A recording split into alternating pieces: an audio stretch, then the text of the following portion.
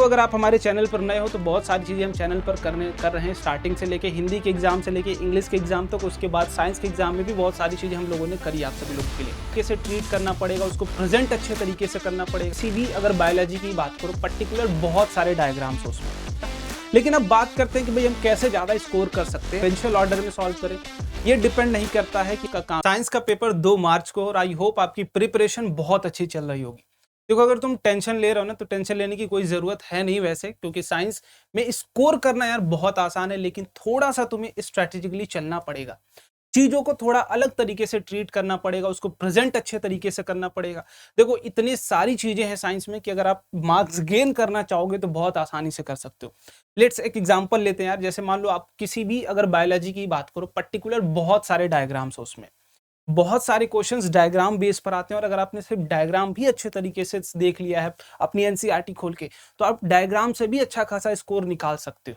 तो ऐसे बहुत सारे एग्जांपल्स इस वीडियो में आपको मैं दिखाने वाला हूं, जिससे आप अपने स्कोर को बहुत अच्छे से इनहेंस कर सकते हो। देखो, अगर आप हमारे चैनल पर नए हो तो बहुत सारी चीज़ें हम चैनल पर कर रहे हैं, स्टार्टिंग से लेके हिंदी के एग्जाम से लेके इंग्लिश के एग्जाम तक, उसके बाद साइंस के एग्जाम में भी बहुत सारी चीज़ें हम लोगों ने करी आप सभी लोगों के लिए। अगर मैं पीछे दिखाने की कोशिश करूँ तो आप देख सकते हो साइंस पेपर के बारे में, इसमें बहुत सारे क्वेश्चन पेपर आपको दिए हैं। मैंने टोटल 5 सैंपल पेपर प्रोवाइड किया है, क्वेश्चन चैप्टर वाइज प्रोवाइड किए हैं इस वीडियो में, और यहाँ पर कंप्लीट प्रिपरेशन की स्ट्रेटेजी आपको बता रखी थी कि हर डे वाइज कैसे हमें कितने चैप्टर्स पर डे करना है और कौन कौन सी चीज़ें हमें करनी है। लेकिन इससे भी अलग आप देख सकते हो, यहाँ पर एक सेशन मैंने कल ही लिया था अभी, जिसमें मैंने लगभग 40 क्वेश्चन किससे केमिस्ट्री वाले टॉपिक से करा। और अगर आप इस वीडियो को खोल के देखोगे, एक बार खुद तुम ओपन करके देखना, तुम्हें अगर एक भी क्वेश्चन नहीं समझ में आएगा तो कमेंट बॉक्स में आकर तुम बताना भैया नहीं समझ में आया था। 40 के 40 क्वेश्चन तुम्हें समझ में आएंगे, और 40 के 40 क्वेश्चन बहुत इंपॉर्टेंट है, जो आपकी बोर्ड एग्जामिनेशन में लगभग पूछा ही जाएगा, है ना। बहुत गेस्ड क्वेश्चंस है वो, थोड़ी प्रैक्टिस के बाद वो क्वेश्चंस प्रिपेयर किए गए थे, तो मेक श्योर इस सेशन को भी जरूर आप देख लेना। लेकिन अब बात करते हैं कि भाई हम कैसे ज्यादा स्कोर कर सकते हैं। तो बेसिकली इस वीडियो में आपको मैं टॉपर्स की कॉपी ही दिखाने वाला हूं कि वो कैसे लिखते हैं और कैसे कम लिख के भी वो ज्यादा स्कोर करके जाते हैं। और यही आपको भी इस बार करना, लिखना बहुत कम है लेकिन स्कोर ज्यादा लेके आना है। तो चलिए भाई, एक एक करके देखना शुरू करते हैं फटाफट से। तो क्लास 10 2023 की ही कॉपी है टॉपर्स की। अब कुछ पॉइंट्स को हम लोग नोट करते हुए चलेंगे, जो आपको भी इन चीजों में ध्यान रखना है। देखो, सबसे पहला मन में जो सवाल आता है कि क्या सेक्शन को सीक्वेंशियल ऑर्डर में सॉल्व करें। ये डिपेंड नहीं करता है कि आप सीक्वेंशियल में कर रहे हो या फिर कुछ भी कर सकते हो, लेकिन मैं पूरे के पूरे सेक्शन को बोलूंगा कि एक बार में ही अटेम्प्ट करने की कोशिश करना। जैसे अगर आपने सेक्शन ए उठाया तो ए को पहले अटेम्प्ट कर लो, बी उठाया तो बी को पहले अटेम्प्ट कर लो, सी उठाया तो सी को पहले अटेम्प्ट कर लो। ऐसी गलती मत करना कि सेक्शन ए का एक क्वेश्चन कर दिया, फिर सेक्शन बी का एक क्वेश्चन कर दिया, फिर सेक्शन सी का, ये मल्टीपल कुछ भी रैंडमली कर रहे हो। अगर ऐसी चीजें तुम कर रहे हो तो फिर अपने आप पे तुम अपने नंबर खुद कट कर रहे हो, तुम वो एग्जामिनर नहीं कट के दे रहा तुम्हारे पास, है ना। तो ये वाली गलती मत करना। अगर टॉपर की कॉपी आप देखेंगे तो सबसे पहले उसने कौन सा सेक्शन अटेम्प्ट करा, उसने सेक्शन ए को अटेम्प्ट करा बहुत ही प्रॉपर तरीके से। अब देखो, अगर हम लिखना कॉपी की बात करें तो उसने सबसे पहले क्या किया, कॉपर के दोनों साइड बॉर्डर लाइन मार्क कर दिया है। और दूसरी चीज, जब हम एमसीक्यूज को सॉल्व कर रहे होते हैं, टोटल 20 एमसीक्यूज आने वाले हैं, जिसमें 4 आपके असर्शन रीजन बेस्ड होंगे, 16 वन ऑप्शन करेक्ट होंगे, ठीक है। लेकिन अब हम कैसे सॉल्व करते हैं, डायरेक्ट लिखा 1 का ए, हमने आंसर नहीं लिखा, आंसर बहुत बड़ा होता नहीं है, बस छोटा 2 या 3 लेटर का ही होगा आंसर, उसको लिख सकते हो तुम। अगर देखो, सिंपल सा फर्स्ट क्वेश्चन का आंसर नंबर बी करेक्ट था, लेकिन बी में भी क्या करेक्ट था, उसने क्लियरली मेंशन कर दिया। मतलब एग्जामिनर को बहुत ज्यादा बहुत ज्यादा एफर्ट्स ना लगानी हो आपकी कॉपी चेक करने में। देखो, अगर तुम एग्जामिनर से काम कराओगे तो भाई वो काम करेगा तो फिर नंबर तुम्हारे काटेगा, क्योंकि उसका काम ही वही है कि तुम्हारी गलतियां ढूंढना, ठीक। उसका काम ही वही है कि तुम्हारी गलतियों को पहचानना, तुम कहां गलती की, उसके बेसिस पर नंबर को कट करना। वो नंबर देने के हिसाब से नहीं आता, आपकी गलतियां ढूंढने आता। वो काम ही एग्जामिनर का काम ही वही है। तो आपने वो काम करना ही नहीं कि उसको बहुत ज्यादा तुम काम करवाओ, तुम इतना सिंपली तरीके से, सिंपल मेथड से सारी चीजें करके जाओ कि उसको कुछ करना ही ना पड़े। फिर आप देख सकते हो कि यहाँ पर दूसरे क्वेश्चन में भी सी ऑप्शन प्रॉपर तरीके से उसने लिख रखा है। और हर एक क्वेश्चन को अगर आप ध्यान से देखोगे तो बहुत ही प्यारे तरीके से, जितने भी ऑप्शनल पार्ट है, सेम तरीके से हर एक चीज को कर रखा है उसने, ठीक। तो ऑप्शनल वाले काम में आपको भी सेम काम करना है, ऑप्शन के साथ साथ पूरी डिटेल में चीजें लिखनी भी, असर्शन हो, रीजन हो, बेस कोई भी क्वेश्चन हो। असर्शन रीजन में भी देखो, डी वाला option, assertion is false, reason is true. उसने प्रॉपर हर एक ऑप्शंस को लिख रखा है, कौन सा ऑप्शन करेक्ट और क्या है ऑप्शन, वो भी लिख रखा है। तो ये भी आपको काम करते हुए आगे बढ़ना है, ठीक है। 20 क्वेश्चन हो गए असर्शन रीजन वाले में। अब हम आ जाते हैं सेक्शन बी के ऊपर, जिसमें आपको शॉर्ट आंसर टाइप क्वेश्चंस मिलेंगे, ठीक। अब हमारे मन में ये सवाल रहता है कि शॉर्ट आंसर टाइप में कितना लिखें। बहुत ज़्यादा भी लिखने की तुम्हें ज़रूरत नहीं है, कम ही लिखना है, लेकिन एक्सरसाइज एकदम एक्यूरेट लिखना है, जिससे आपके मार्क्स टू द पॉइंट हो, टॉपिक से बाहर जाके कुछ भी लिखने की जरूरत नहीं है। हम सबसे पहला क्वेश्चन देखते हैं, the given reaction MnO2 plus 4HCl MnCl2 plus 2H2O plus Cl2 a redox reaction is a reaction. Definition है बेसिकली रिडॉक्स रिएक्शन की। उसने क्या किया, सबसे पहले एग्जांपल दिया है रिडॉक्स रिएक्शन का, उस एग्जांपल के थ्रू अब उसको समझाने की रिएक्शन को कोशिश करेगा। लेकिन जो सबसे अच्छी बात है, देखो कि बहुत सिंपल लैंग्वेज में चीजों को लिख रखा है, लेकिन जहां पर भी थोड़े से इंपॉर्टेंट वर्ड्स आए, जहां पर भी थोड़े से इंपॉर्टेंट वर्ड्स आए, ऑक्सीडेशन है, रिडक्शन है, या फिर कौन रिड्यूस्ड हो रहा है, थोड़ा सा इनको यहाँ MnO2 को भी करना चाहिए था। तो ये भी आपको थोड़ा करते हुए चलना है कि जो भी इंपॉर्टेंट वर्ड्स तुम्हें देखने को मिल रहे हो, तुम जो भी इंपॉर्टेंट वर्ड्स तुम्हें लग रहा हो कि हाँ ये थोड़े हाईलाइटेड पॉइंट्स हो सकते हैं, उनको अंडरलाइन जरूर करते हुए चलना। क्योंकि जब एग्जामिनर तुम्हारी कॉपी चेक कर रहा होगा तो वो अंडरलाइन वर्ड को देखा कि हाँ तुमने अच्छे अच्छे वर्ड्स का कॉम्बिनेशन यहाँ पर यूज किया हुआ है, एक्यूरेट पॉइंट्स को तुमने लिखा हुआ है। तुम जितने भी हाईलाइटेड वर्ड्स होगा ना, वही आपकी पूरी के पूरे आंसर्स को डिफाइन कर देते हैं। तो यही हमें करना है कि हर एक आंसर को बहुत अच्छे तरीके से हाईलाइट करते हुए चलना है, ठीक है। अगर आप देखोगे लगभग जितने भी उसको अच्छे वर्ड्स उसने यूज किए, ऑक्सीडाइज, यहाँ पर देख सकते हो ऑक्सीडाइज, सबको प्रॉपर तरीके से अंडरलाइन करते हुए। और ये 100 मार्क्स वाली कॉपी, इतने दिमाग में अपने रख लो, टॉपर की कॉपी मतलब 100 मार्क्स वाली कॉपी, वही कॉपी है। और ऐसे ही तुम्हें भी अपनी कॉपी एग्जामिनेशन हॉल में लिख के आनी है ना। अब चलो आगे देखते हैं भाई, और भी कुछ क्वेश्चंस देखते हैं थोड़े डायग्रामेटिकल। अब देखो अगर डिफरेंसेस के बिटवीन आपके आ जाए तो सब कुछ ज्यादा नहीं करना, ऊपर मेन टॉपिक्स लिखना है, किसके बीच में आप बात कर रहे हो, किनके बीच का कंपैरिजन है। एक बीच में लाइन खींचने के बाद पॉइंट बाय पॉइंट आपने मेंशन कर देना है। ये ध्यान रखिएगा कि पॉइंट बाय पॉइंट ही आपको मेंशन करना है, और पहले पॉइंट के सामने पहला पॉइंट, दूसरे पॉइंट के सामने दूसरा पॉइंट, तीसरे पॉइंट के सामने तीसरा पॉइंट, और दोनों थोड़े से देखने में यूनिफॉर्म लगने चाहिए। ऐसा नहीं कि मैं एक में 4 लाइन लिख रहा हूँ, एक में एक भी लाइन नहीं लिख रहा हूँ, एक लाइन में एक वर्ड में आंसर आ जा रहा है, ऐसा कुछ नहीं। दोनों का जो कंपैरिजन हो लगभग सिमिलर वर्ड्स में हो, सिमिलर नंबर ऑफ वर्ड्स में होने चाहिए, ठीक। दोनों का comparison similar number of words में ही आपको करना भी है, ठीक है। थोड़ा और नीचे चलते हुए देखते हैं, और भी कुछ चीजें आएंगी। सेम चीज यहाँ पर भी करी है उसने, आंसर के साथ साथ अंडरलाइन प्रॉपर तरीके से करा हुआ है, ठीक है। अब थोड़ा सा आंसर लिखने का तरीका देखिए, the above stated question can be solve by Ohm's law, ठीक। प्रॉपर एक कोई क्वेश्चन मिला होगा, ठीक है। यहाँ पर बेसिकली ओम्स लॉ के ऊपर ही है कि V और I के बीच, V अगर हमने पहले V था तो I था करंट, V को 4 टाइम्स बढ़ा दिया, 4 टाइम डिक्रीज कर दिया तो I क्या होगा।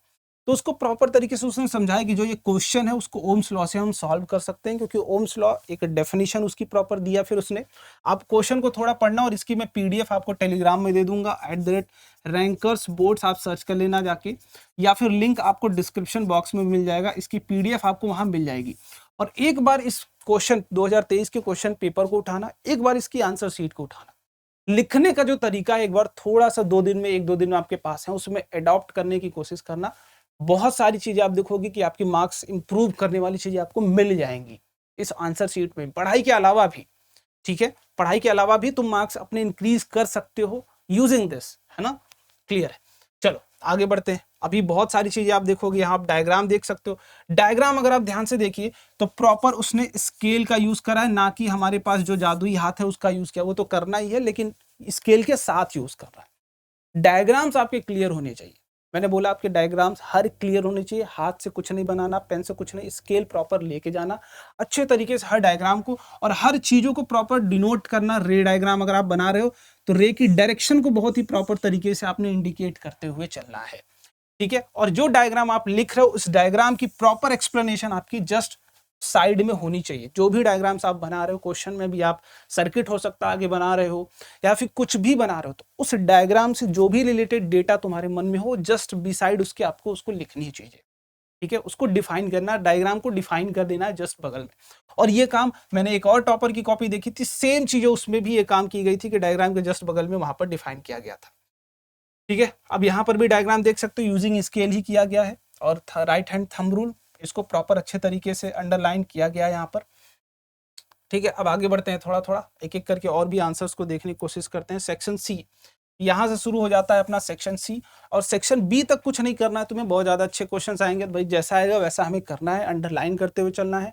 लाइन जो हमारी हमने मार्किंग लगा रखी है, जो बॉर्डर सेट की है, बॉर्डर से बहुत दूर हट के नहीं लिखना है।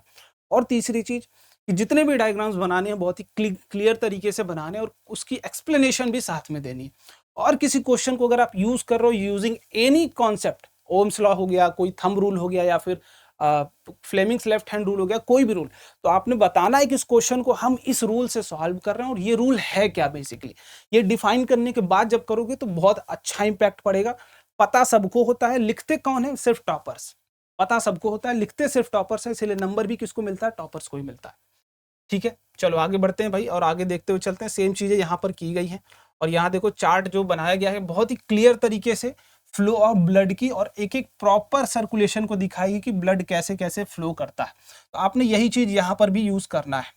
अब यहाँ केमिस्ट्री में भी सेम रिएक्शंस आप देख सकते हो, बहुत ही प्रॉपर तरीके से दी गई हैं। चलो एक चीज जो है यहाँ पर स्टेट्स को मेंशन नहीं किया गया है, तो नो डाउट जिसकी जरूरत है, यहाँ पर CO2 की जरूरत थी, देखो यहाँ लिख दिया गया टर्न्स लाइम वाटर मिल्की।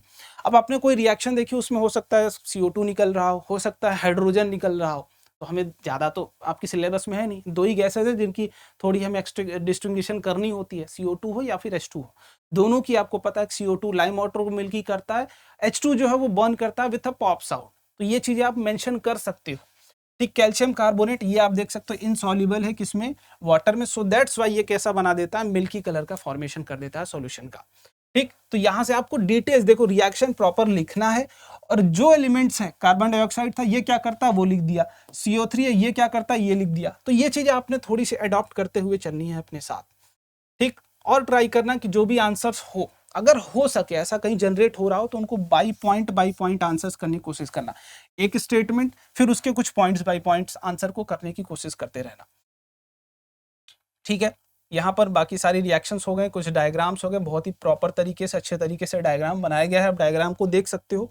ठीक है, डायग्राम बहुत अच्छे तरीके से इसकी PDF में डाल दूंगा, एक बार आप खुद देख लेना कि बहुत ज्यादा क्लियर डायग्राम नहीं है, लेकिन इतना जरूर है कि हर डायग्राम के बगल में उसकी एक्सप्लेनेशन है। सेकेंड टाइम्स दिखा रहा हूँ, हर डायग्राम के बगल में उसकी एक्सप्लेनेशन है, अच्छे तरीके से आप देखो। और ये पूरी की पूरी PDF एक बार तुम जरूर देख लेना, बहुत सारे तुमको डेटा इसमें देखने को मिल जाएंगे, बहुत सारी चीजें बिना पढ़े भी आप बहुत सारे मार्क्स को अपने इंक्रीज कर सकते हो। अब यहाँ देखो एक छोटी सी मिस्टेक्स की बात कर लेते हैं भाई। मिस्टेक्स तो सबसे होती है, आपसे भी होती होगी, लेकिन क्या मिस्टेक्स के बाद हम उसमें डिजाइन बनाने लगे? ऐसा कुछ करना नहीं है, तुम्हें डिजाइन बनाने की जरूरत नहीं है। आप देखो सिंपल सा उसका एक कोई क्वेश्चन यहाँ पर रॉन्ग हुआ, उसने कट करा, कट करने के बाद यहाँ से प्रॉपर अगला सेक्शन को शुरू कर दिया।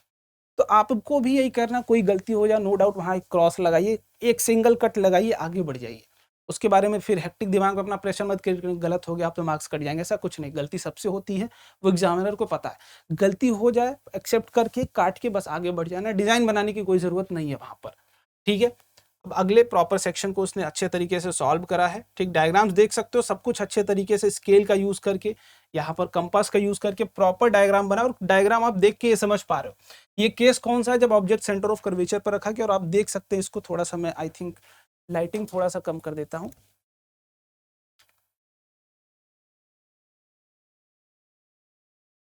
ठीक, अब दिख रहा होगा प्रॉपर। ठीक, अब दिख रहा होगा।